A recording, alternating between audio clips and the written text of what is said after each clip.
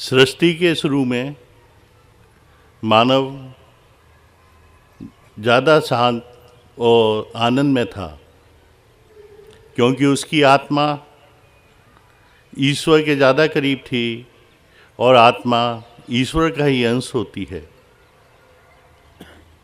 परंतु माया के प्रभाव में उसके विचार बदलते गए, वो इस संसार में फंसता गया और जो स्वाभाविक सुख और शांति उससे मिलती थी उससे वह विमुख होता गया। कुछ लोग तो इस संसार में ही फंस के ज़्यादातर लोग रह गए, यहीं के भोग विलासों में फंसे रहे और दुखी होते रहे। कुछ लोगों ने सोचा कि हम लोग क्या अपनी वो सुख व शांति फिर से प्राप्त कर सकते हैं। इस संसार में रहकर दुखी रहने को हम लोग नहीं आए हैं, ऐसे लोग संत कहलाए और इन्होंने इस पर काफ़ी अनुसंधान करके किया। उन्होंने ये कहा कि ईश्वर प्राप्ति के रास्ते में सुख है व शांति है और ईश्वर प्राप्ति के लिए आत्मज्ञान का प्राप्त करना बहुत ही ज़रूरी होता है। कई संतों ने इस पर अपना रिसर्च की और ईश्वर प्राप्ति के अलग अलग रास्ते बताए। इसमें ही एक महर्षि पतंजलि थे जिन्होंने ईश्वर प्राप्ति के 8 योग बताए, जो कि पतंजलि योग दर्शन के नाम से फेमस हैं। इसमें 5 भारी थे: यम, नियम, आसन, प्राणायाम और प्रत्याहार, और 3 अंदरूनी थे: आंतरिक सत्संग थे, धारणा, ध्यान और समाधि। धारणा कहते हैं किसी एक ऐसी वस्तु को पकड़ना और उसी वस्तु पर अपने मन को एकाग्र करना। उसके लिए एक धारणा बनानी पड़ती है, फिर उस पर आदमी ध्यान करता है। ध्यान करने पर उससे उसकी एकाग्रता बार बार इधर जाती है, फिर वो उसी वस्तु पे आता है और उसका ध्यान करता है। इससे वो समाधि की अवस्था में पहुंच जाता है, मतलब उसके चित्त की वृत्तियों का पूर्ण निरोध हो जाता है।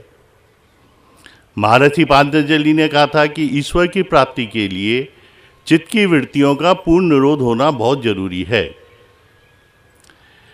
हमारे गुरु महाराज ने कहा था कि चित्त की वृत्तियों का निरोध के लिए हम लोगों को इसका अभ्यास करना बहुत ज़रूरी है, परंतु ये अभ्यास अगर हम वैसे ही करते हैं तो इतना प्रभावशाली नहीं होता है।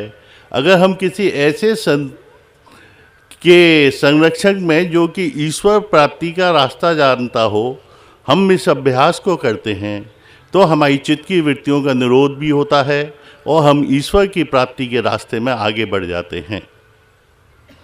इसके लिए ज़रूरी यह है कि हम लोगों को सत्संग में जाना। जैसा कि आप परम पूज्य से सुन रहे थे, सत्संग में जाने से समर्थ गुरु अपना कार्य शुरू कर देते हैं, उसकी आंतरिक सफाई करते हैं, उसके विचार बदल देते हैं, इस संसार से हटा के उसको ईश्वर की तरफ लगा देते हैं, जिससे कि उसमें विवेक शक्ति का उदय होता है। विवेक शक्ति से उसमें आत्मज्ञान आता है और आत्मज्ञान आने से वो अपने को अपने गुरु महाराज में या ईश्वर में लय कर देता है। उसको वही स्वाभाविक आनंद और शांति उसको फिर से मिलने लगती है, उसको आंतरिक प्रसन्नता मिलती है जो कि उसके साथ सदैव रहती है। इसके लिए उसको बाहर की दुनिया की ज़रूरत नहीं रहती है। हमारे गुरु महाराज भी एक ऐसे ही संत थे जिन्होंने कि इस पृथ्वी पर अवतार लेके हजारों लोगों का कल्याण किया और ईश्वर प्राप्ति का सबसे सरल रास्ता बताया। उन्होंने आंतरिक साधना पर बहुत जोर दिया था और जो साधना हम कर रहे हैं वो उन्होंने बताई थी। इस साधना को विश्वासपूर्वक करते रहने से हम बहुत ही शीघ्र बहुत ही ऊंचाइयों पर पहुंच जाएंगे।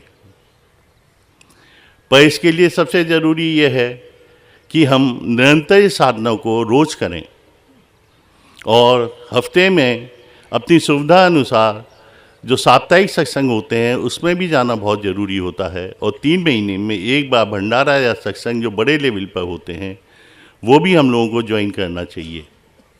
जब अभ्यास और सत्संग दोनों साथ साथ चलते हैं तो आदमी का बहुत ही जल्दी उन्नति होती है।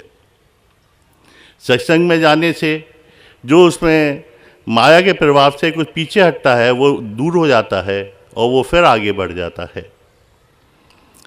हमारे गुरु महाराज ने जो पद्धति बताई है वो नीचे की जो दो स्थिति होती हैं, जो अन्नमय और प्राणमय कोष, उसको छोड़ दिया है। उन्होंने मन से साधना शुरू कराई है। उनका कहना था अगर मन सद गया तो नीचे की स्थितियां तो अपने आप ही सद जाएंगी, पर इसमें हमको कुछ दिक्कतें भी आती हैं जिससे कि हर एक साधक को बचना चाहिए। पहली उसको दिक्कत ये आती है, वो सोचता है कि हमारा अमुक कार्य पूरा हो जाए तब इस साधना को करेंगे। वो कार्य भी हो जाता है, फिर उसकी दूसरी इच्छा आ जाती है कि हमारा ये कार्य पूरा हो जाए हम फिर साधना को करेंगे। ऐसे उसकी पूरी जिंदगी निकल जाती है और उसके कुछ हाथ नहीं आता है। साधक को जैसे ही मौका मिले साधना शुरू कर देनी चाहिए, क्योंकि इस जीवन में ही वो अपने अपने लक्ष्य को प्राप्त कर सकेगा। दूसरी दिक्कत तो उसका आता है उसका आलस, कि आज हम सोते रह गए, आज हम ये करते रह गए, आज हम गप्पों में बैठे हुए हैं। इससे साधक को बचना चाहिए और निरंतर साधना रोज ही सुबह शाम जरूर करनी चाहिए। आज हम उन्हीं गुरु महाराज के अवतरण दिवस पे उन्हीं के आशीर्वाद लेने के लिए यहाँ बैठे हुए हैं, उन्हीं के संरक्षण में बैठे हुए हैं और उन्हीं की याद में बैठे हुए हैं। मैं उनसे प्रार्थना करता हूँ कि हम सब लोगों का आशीर्वाद दें और इतनी शक्ति दें कि हम उसके बताए हुए मार्ग पे चल सकें।